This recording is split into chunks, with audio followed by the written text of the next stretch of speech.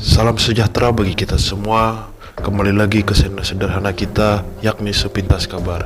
Sebelum lanjut, jangan lupa like, komen, dan share dan subscribe agar channel ini terus berkembang dan tetap ada di peredaran YouTube.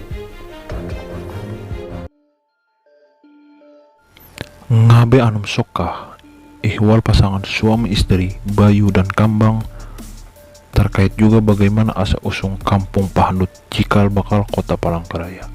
Mereka mempunyai dua orang anak laki-laki yang sulung bernama Jaga, sedang adiknya bernama Sokah. Bayu sampai hari tuanya tetap dipercayakan sebagai kepala desa Pahandut, dan di usia senjanya Bayu mengharapkan salah satu dari kedua putranya untuk menggantikan sebagai kepala kampung. Jaga sebagai anak mertua tidak dapat menolak. Sebenarnya Jaga mengharapkan adiknya Sokah yang menggantikan kedudukan atau jabatan ayahnya mereka.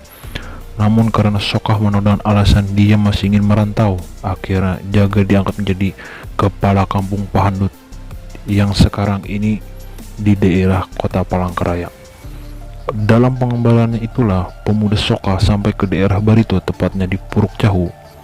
Ketika itu Tamanggung Wangkang atau Panglima Wangkang sedang mengangkat senjata melawan pemerintah Hindia Belanda untuk mempertahankan distrik Bokumpai yang dikenal dengan Perang Wangkang. Sekitar tahun 1870, pemuda Sokah pun membantu dan maju ke medan laga bertempur melawan serdadu Belanda. Sekembalinya Sokah dari pengembarannya dan berkumpul kembali dan keluarganya di Pahandut, Sokah terpilih menjadi pembakal kepala kampung Pahandut menggantikan kakaknya.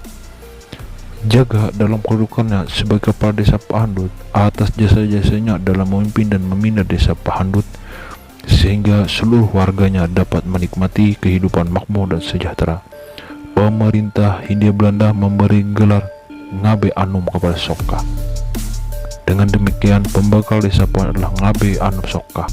Namun sebutan yang lebih terkenal dalam masyarakatnya adalah sebutan akrab tetapi mengandung rasa hormat, yaitu Ngabe Sokah.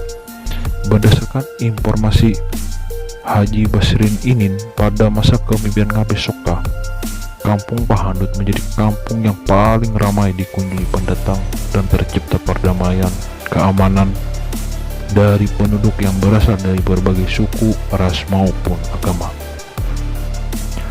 Adapun Sandung Ngabe Sokah terletak di pertigaan Jalan Darmo Sogondo dan Jalan Dr. Murjani.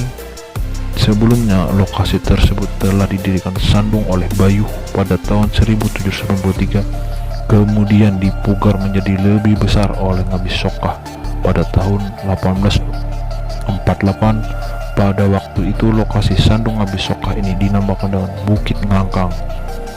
Di kemudian hari banyak peristiwa mengambil tempat di Bukit Ngangkang ini, misalnya mengumumkan nama Kota Palangkaraya dan peresmian Kota Palangkaraya sebagai daerah otonom.